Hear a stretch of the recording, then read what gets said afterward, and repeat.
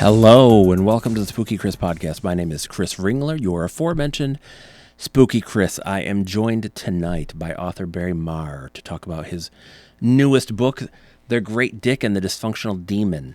I had the distinct pleasure of reading and reviewing the book, and it is a very fun read if you like slow burn horror with kind of introspective protagonists, flawed protagonists, and kind of a build to a kind of a thrilling conclusion.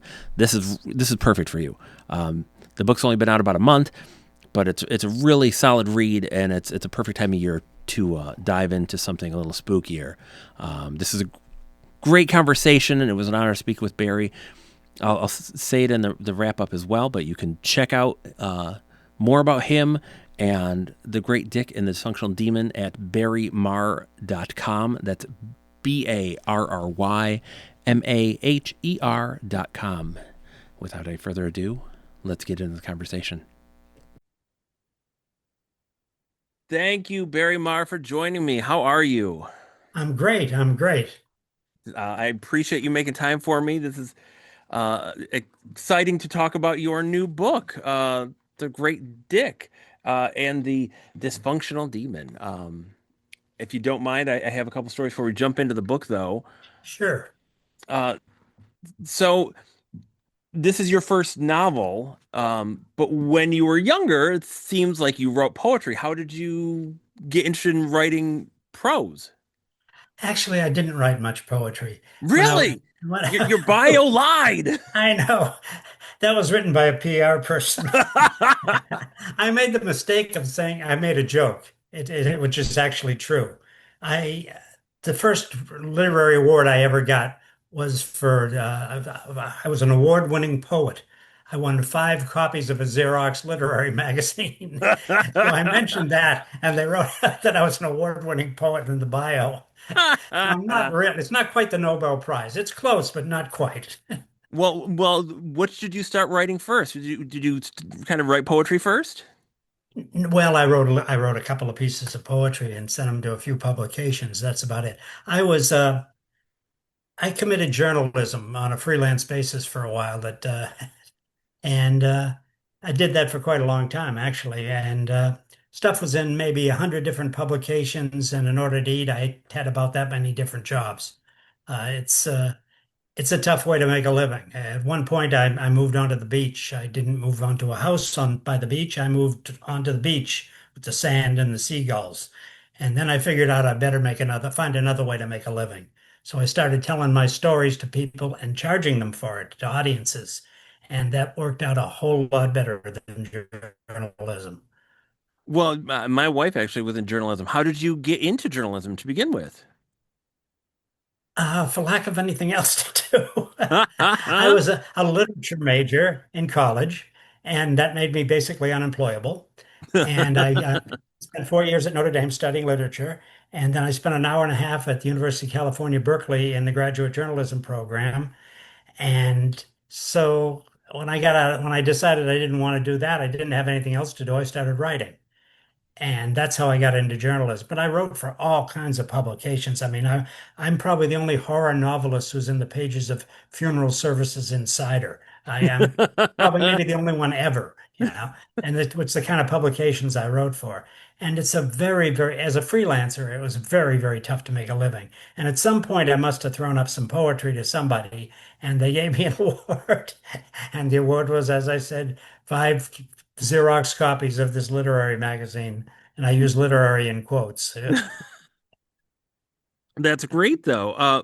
So had you been interested in writing when you were younger, or was that kind of a passion? Yeah, not so much writing as reading, but it was one of those things when you're in high school, you go to a guidance counselor, right? And they ask you what you wanted to do. Now, what I wanted to do was find a woman, a girl at that point that I could have sex with. That's what I wanted to do, but I didn't figure it was a good idea to tell that to my guidance counselor. you know? So I said, well, I want to go into journalism, you know, because I said I'd like to write novels. And she said, that's not a real job. And she's right. It's not a real job. So I said I'd like to go into journalism, but I didn't really want to go into journalism. I didn't really have any goals at that point for that. I didn't really have any goals for anything at that point. And I went to college. I love literature, so I majored in literature. And then I got out and I beat around for a while. And at one point, I found myself standing on the roof of a house in the rain, holding the frayed cord of a toilet derouter. And I figured that this was not a really good way to make a living. So it occurred to me that I should write a best-selling, critically acclaimed novel. So then I started trying to do that. And it took me about 40 years. And I still haven't got to the best-selling part yet, but I'm hoping with the Great Dick. Well, hey, it's just beginning then. And It's just, what did you read for when you were young? What did you read when you were younger? What do you read now? I read everything. I mean, I'm a dilettante. I have, I have, I'm interested in everything. So I know a very little bit about a whole lot of subjects. And I don't know a whole lot about any one subject, but I read voraciously. I read everything. I That's mean, you name amazing. it, I read it. Do you have a favorite book? A favorite book? You know, I That's a hell of a question. I don't know. I mean, I don't have one I sleep with or anything. Uh, my favorite book right now is probably The Great Dick and the Dysfunctional Demon. I really like the book. But the favorite book that somebody else wrote, let's see, I could say Remembrance of Things Past, Marcel Proust, but I never got through all the way through it. It's like a million words, and I only made it for about 500,000, but it's genius. But it's hard. It's difficult. It's plowing through. I'm, I spent 25 years as a speaker, a self-appointed guru flying around the country. So I developed a taste for books that I could read on an airplane, you know, bestsellers, books that are just entertaining. And so that's what I try to do when I write. I try to make them extremely entertaining, but I try to make them say something too, because you want something that has a little substance to it. Absolutely. And I was going to ask you, that's my last question before we got to the book is, you know, how did you get, how did you become a speaker? And what were you speaking? Like where at and what were you about? I was speaking about the same stuff I was writing about, uh, and when I'm writing articles, the market for it is really bad. So my agent said, "Why don't you write a book?" And I had my own business at that point. So he said, "Why don't you write a business book?" So I did, and B. Dalton, the book chain, took out an ad for it in the Wall Street Journal. And somebody called me up and they said, "We'd like you to speak on this for at our convention." And the amount they offered me was half of what I'd gotten in the advance for the book that took me 6 months to write. Wow. So it was an easy decision. Then all I had to do was learn how to speak. Well, so let's dive into the book. For those folks that are unfamiliar with the Great Dick and the Dysfunctional Demon, can you talk a little about the plot? Sure, I can give you the long version or the short version. Which would you like? Whichever you feel better sells folks on it. Ah, I actually, you know what I should do to sell folks on it is I should read what other people have said about it. Yes. Hey, whatever best suits you. No, I'll give you a little summary of the plot. It's 1982, and his name, Steve Wachowski, is an alias. He's a former countercultural hero. Now he's a failed songwriter and he's running from the law. He just killed a guy. He stumbled on a woman being attacked by what seemed to be like the strongest, the most bloodthirsty wino in California. And he ended up having to kill the guy to get out of the situation almost by accident. Now he should keep moving. He's running from the law. But the woman that he saved, Victoria, she's beyond stunning. In fact, she's gorgeous. Steve stays, right? Even as the face of the man that he just killed appears on his arm, right? Even as Victoria becomes like just a part of the mystery that he can't begin to unravel. Even as he finds himself stumbling into a graveyard looking for the secrets of a of a self-proclaimed sorcerer. So obviously the secrets of the sorcerer, they can't possibly work until they do. And Steve, while he's sitting there, a demon is growing very desperate. And that's enough without getting into something that I'd have to kill you for. No, that's Can't reveal the plot, but much further than that. no, that sets the table perfectly. And speaking of Steve, like he's the protagonist, and to put it in his terms, he's an asshole. So He's an asshole. what drew you to him, like as a I've been character? attracted to assholes my entire life. No, no, I'm not actually attracted to him, but because I've known a lot of guys like that. I've known a lot of guys like that. He's not at heart a bad person, but he's an asshole. And I think the first line of the book is something like, okay, I was an asshole.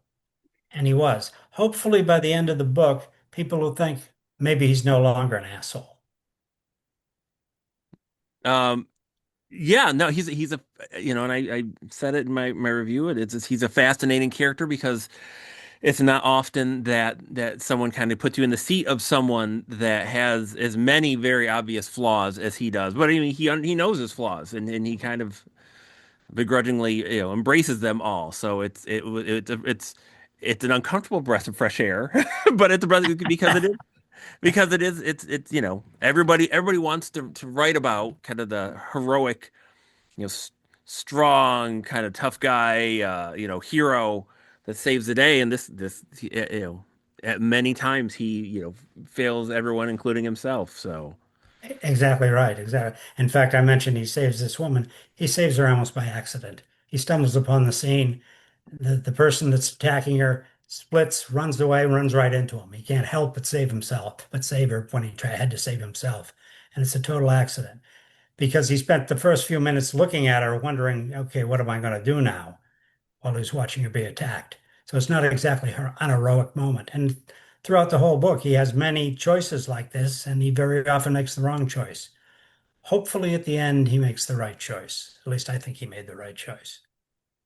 and in many ways he's a man out of time because he's kind of trying to find himself in the burgeoning 80s, but he still kind of has one foot in the 60s and kind of one foot in the 70s and isn't quite sure he belongs in the 80s, it feels. That's exactly right. That's exactly what's happening. 1982 is when the very last bit of the 60s culture was running into the beginning of the Reagan Revolution. So it was a really fraught time for the country and for the people that had lived through that period before. And it was a fraught time for Steve because he basically lost the things he believed in. He no longer had anything to hold on to. He'd been a hero in the counterculture, not quite by accident, but almost by accident. But he'd done the right thing because he had had a set of beliefs. He had a set of things he could believe in. He had a support system. Now he doesn't have any of that. All he has is his songs, and his songs are terrible. I mean, his songs are doing nothing for him. I think the best he ever did was like the B-side of a flop record. So that's his whole career. It's kind of like my poetry career, if you think about it. Though Steve is not me. My first agent that looked at the book said, "Is this you?" No, it's not me. If it was me, I wouldn't admit it. It is interesting because Steve kind of represents a lot of what the Reagan era of the 80s does. Whether he wants to admit that or not is kind of a facade of uprightness and thinking and talking about others and being interested, but then deep down he's really most of the way is in it for himself. That's exactly right. And his big thing is to get next to Victoria. And Victoria to him is success. She's money, she's great looks. He thinks that, boy, if I could get with a woman like that, that would really, I'd be something, and I'd have to be something. That would be an accomplishment. And that's a pretty shallow accomplishment. But that's his big goal at the beginning of the book.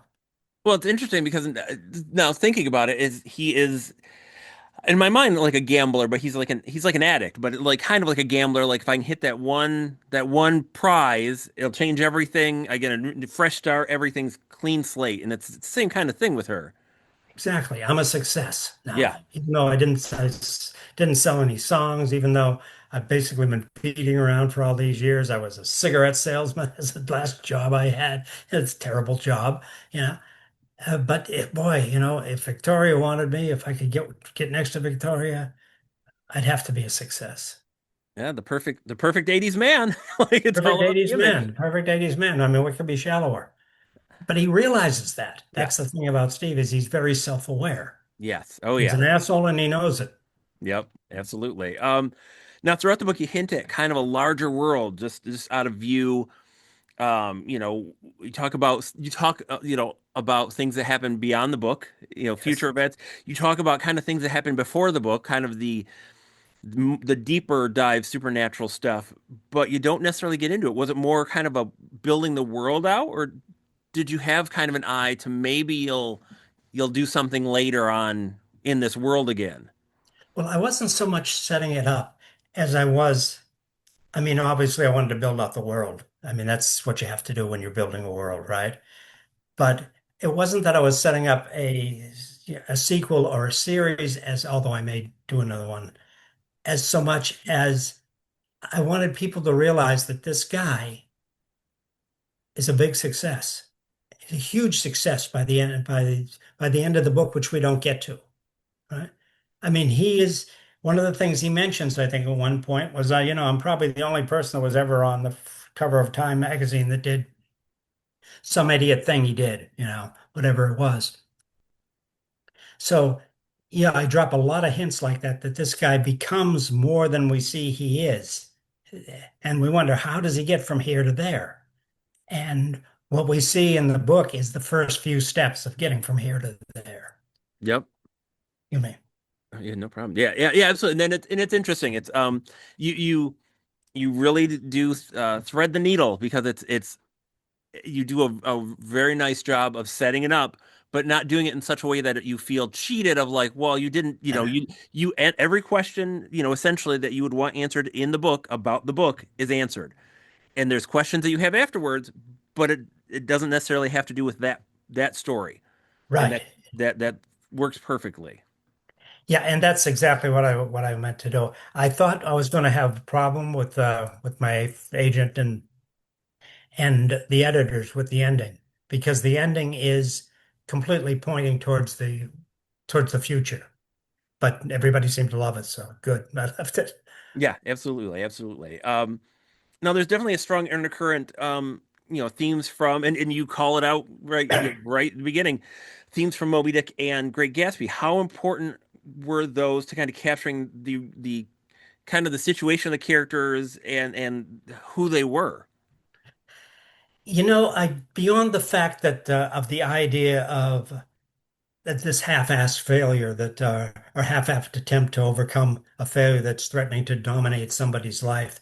Beyond that, I didn't really think about The Great Gatsby or Moby Dick while I was writing the book. But that's obviously a central theme of the book, just like it's a central theme of Moby Dick and Gatsby. So there naturally became things that I could, okay, that's a little Gatsby-ish, I'll throw that in there. That's a little Moby Dick, I'll throw that in there.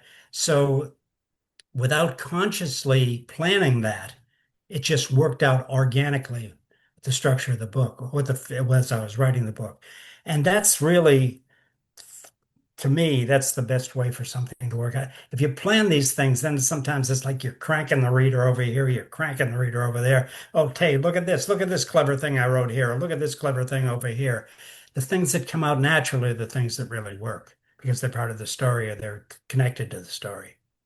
Absolutely, and I do think you did a really nice job because it you do kind of mention that, and for reasons that are laid out why the references and stuff, but like it he does come off as a Gatsby-ish, like he's this man trying to portray himself as something he is not to get someone that he feels can complete him, and then she is his white whale, like in Yeah. every which way. So I mean, it's And then there's a little more than that, but there's all these kind of crazy characters and stuff around. But like, it worked, and it worked, and you're like say you didn't bash anybody over the head with it, and you didn't get kind of cute with it, so it I worked tried well. not to. I tried not because he is Gatsby in some ways. He's Gatsby as the failure. Gatsby before he got the money, before he was a success. He'd love to be Gatsby, you know, as a success, but he isn't even close at this point. Although Yeah, we see that things are going to change for him in the yeah. No, future. nobody wants to be Jimmy Gatz, so I get it. No, Now, like I had mentioned again, like in my review, it is a unique work in the horror genre, um, because of the way you kind of go about it. What drew you to kind of do the story in this way? Because you don't have like big a lot of horror trope kind of things, and big like it's a real you really do build up to things, and you don't go for like every X amount of pages I'm going to have an action scene and a this and a that. no, right. Exactly. I deliberately tried to avoid that. I wanted to keep it as interesting as I could. I wanted to pull the thread tight and tighter and tighter and tighter. But I didn't want it to be formulaic where every once in a while this has to happen, this has to happen, blah, blah, blah, or something like that. Uh, I wanted again to do within the story. I think the story now, number one, I don't know if I've told you how the story came to me. I think I may have seen something, but just in case anybody else hadn't heard. Yeah, it's really weird. It's kind of a long. You want the short version or the long version again? We got time, whatever you want. Okay. I was a speaker, 25 years, and I was a tough gig. I was speaking on an Asian cruise. My life was very tough. And at one point, I was doing a session, and I was getting towards. I've been talking for quite a while, as I do, and I said, "Well, I wonder how much time I've got left here." And I looked up at the clock, and I couldn't figure out what the hands of the clock meant, which was a little bit strange. And I realized that right about the same time I've been having trouble with currency. Now, when you're traveling around the world, it's difficult to keep all the different currencies in your head. But I was having trouble with American currency too. I was in Vietnam and a woman wanted $7 American for a baseball cap, and I gave her two hundreds and a 10. It was a nice baseball cap. It was not that nice of a baseball cap. Okay? So I get back home. I went to the doctor. My wife insisted I go to the doctor. First thing he did, he had me draw a clock face, 10 minutes to 3. Second thing he did was take away my driver's license. Okay. Sent me down for an immediate MRI. The nurse there wouldn't tell me the results. Well, I said, "Well, where's the restroom?" She said, "I can't let you go to the restroom alone." I pointed out to her that restroom visitation has always been one of my real skills. She said, "Yeah, like telling time, you need to talk to your neurosurgeon." When I went in there, I didn't have a neurosurgeon. So this is not a phrase you really want to hear. Neurosurgeon explained that I had a brain tumor the size of a basketball. Or Wow. maybe he said baseball. I wasn't tracking real well at that point, but I was absolutely convinced. I knew that what he wanted to do was take some sort of a power saw, carve open my skull, and cut out a piece of my brain, or at least the piece that was the tumor. So telling time didn't seem all that important at that point. You can always get a digital watch, and it's not that big a deal. My problem was I've been around intelligent people my entire life. And when I've seen some of the stupid things they've done, it doesn't give me a whole lot of faith in intelligence, right? I mean, to me, human intelligence and generally, it's overrated. As far as I can see, the main difference between, say, Einstein and like Coco the Wonder Chimp is that Einstein couldn't pick up bananas with his feet. But on a scale of everything there is to know in the universe, anyway, that's the. So anyway, I finally let myself be talked into doing this. I went under the knife or the chainsaw. Maybe I had a seizure. They weren't really sure if that happened or not. That might have explained what happened. Maybe not. I don't know. They were poking around in my brain. But what happened was I came out of that, and as I came out of it, I had two things. I had Lady Gaga singing this song over and over and over and over in my head, and it sounded just like somebody was playing the record right next to me. And I had this song, this story, which was like a memory. It was like something I just observed of all these people, this really strange thing. I mean, when people are digging around in your brain, anything could happen. I mean, it can do anything. the man who thought his wife was a hat kind of a thing. Maybe you get a story, maybe you can get a coherent story, maybe you get a nightmare, maybe you can get a few episodes of Seinfeld, who knows? But what I was getting open crypts, sudden death, strange spells in the Ralph Lauren version of the Manson family. I mean, I got this really, really strange story.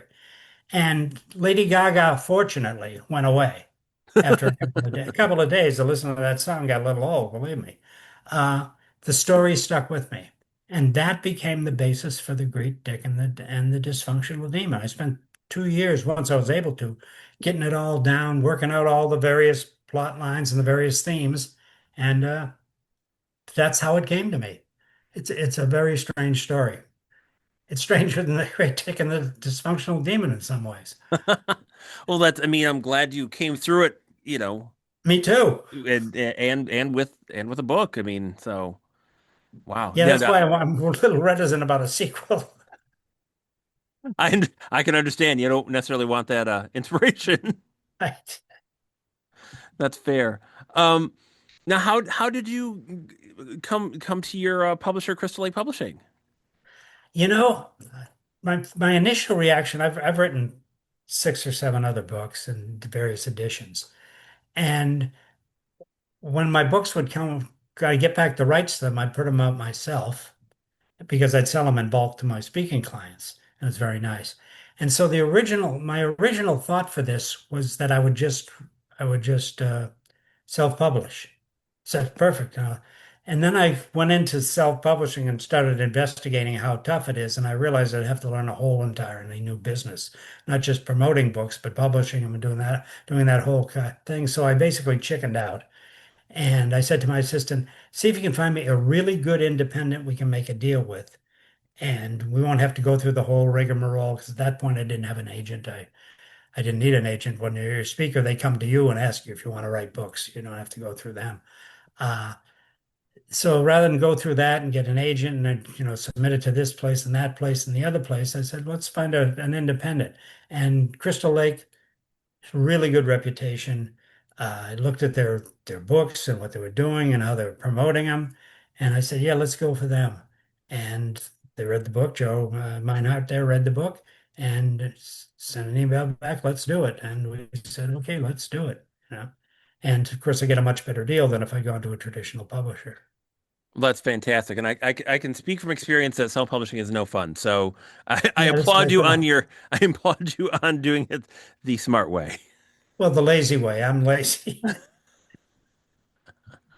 I don't know. Have you been able to do any appearances or signings with this book yet? I haven't, it's only been out a month or so, month and a half or so. I haven't done any appearances. I've done uh, 5 or 6, 7 podcasts and things like that. Uh, I'm not a huge fan of book signings. I used to do that, but unless you've got a large amount of publicity, and unless they'll let you do a presentation at the bookstore, you're not going to sell a lot of books. So we haven't even tried to do that. Right now, what we've been doing is sending the book out to people like you and talking on podcasts and collecting reviews. And fortunately, so far they've been good. So keep doing Good. that as long as it keeps working. No, it makes sense because I mean, it does seem like things are a little different with signings now, where you kind of do have to bring like a road show, and you have to kind of really, and it is interesting. And I've seen that, from the self pub side, doing conventions and stuff, is that you really do have to have a showmanship kind of aspect of it. And a lot of us writers are are introverts, and that's not the easiest thing. And I mean, I know from speaking from personal experience, I'm not the biggest fan of having to put on kind of a persona to hustle people to want to buy something that, like, if you have to talk them into it, then I don't know if they want it in the first place. Yeah, but if you're going to do book signings, and I don't mind doing the promotional thing if I'm happy with what I'm doing. Uh, and I could put together a little talk or a reading and do something like that. And at some point I may, but my experience is not all that great with it. I can, with one of my other books, I remember doing a number of signings. What I would do when I was speaking in a city was we just call up and we'd say, Barry Maher is going to be in your city on such and such a day. How would you like to have him on your morning show? Well, it's very easy to get booked on the morning show because nobody wants to do a morning show at like 5 o'clock, these local morning shows. So I do the local morning show and I do a minute and a half in the first hour and I do a couple minutes in the second hour and we plug the sign and we plug the signing. And sometimes a few people would show up, but very often they wouldn't let me do my dog and pony show. So, we'd sell a few copies, maybe would. And then I'd sign all the rest of the copies of the books they had, which very often they allowed me to do. But later I'd order books. Sometimes I get the pre-signed ones. In other words, they send them back to the publisher anyway at these places. So it wasn't like we were selling a lot of books that way. Saved me re-signing them again when I was speaking at a convention, but that's about it. Well, now, have you kind of planned to, any other projects, any other writing? Are you kind of ruminating on it, working on anything? I'm ruminating like a cow chews a cud, I guess. I'm working on another book. I'm working on another. This one is a little bit more traditional horror. It's a ghost story. A gentleman is haunted by his first wife, and he deserves to be in a way, and he thinks he deserves to be in a way. He's not quite as big an asshole as Steve Witowski, but he's had his issues, and his wife had her issues, and she dies under bad circumstances. He goes to the funeral, sends his daughter off with her mother, so he can take care of her, or she can take care of her rather. Walks home, and the woman is standing in his living room. Only it's not the woman. Obviously, she's dead in a box, being buried or been buried. It's a hologram. Okay, how does the hologram get into his apartment? And where's the projector? No projector, no screen, a hologram, not a ghost, but sort of a ghost. And he takes off from there, basically. That's interesting. Yeah. Cool. I, But I I look forward to seeing what you come up with then. That sounds really interesting. so far, it seems like it's working out really interesting. Hopefully, it'll stay that way. If it doesn't, if it doesn't, I won't release it. I've got to love it, or I won't release it at this stage in my life. Yeah. No, that's I, fair. That's fair. Now, how and can folks track you and the book down? Do you have like, do you prefer if they kind of try to go to the publisher's site and get it, or is there just any kind of preference? No, Amazon is perfectly fine. The Great Dick and the Dysfunctional Demon. They can go to my website if they like, it's Barry, www.barrymar.com, but they probably don't know how to spell Barry Marr. Uh, I can make sure they can spell it. okay, that would be good. Oh, but it would be just as fine if they go to Amazon and buy it there. If they go to Amazon, I would very much appreciate it if they enjoy the book, if they leave a review. The whole name of the game with promoting books nowadays is getting reviews on Amazon. So if they hate it, no, they don't have to necessarily do that. Now, and is that the best place to track you down though? Is your website barrymar.com? Barrymar.com, yeah. Perfect. And they can get a message through to me at any time through there. Fantastic. Well, I thank you so much for making time to speak with me. It's a great book, and I wish you all the success in the world with it. Well, thank you, Chris. I appreciate you having me. I really do. Thank you. You take care, sir. You too. It was a real honor to be able to talk to Barry and talk about the Great Dick and the Dysfunctional Demon. It's a really fun read, really good. And as you heard, he's already working on something else, and it sounds like it'll be another fun book. Really interesting guy with a great story, and his book is wonderful. You can buy it on Amazon or probably any of your favorite booksellers. It is through Crystal Lake Publishing, and it's again called The Great Dick and the Dysfunctional Demon. And you can find out more about him and the book at his website, barrymar.com. That is BARRYMAHER.com. As for myself, you can find all of my podcasts, all of the links to my reviews, and my ridiculous library of books at spookychris.com. Everything's there, and all of my interviews I've done and everything are there as well. I've talked to a lot of great folks like Barry And that's all collected in one spot if you want to track it down. I appreciate you being here. Travel safely. Take care and farewell.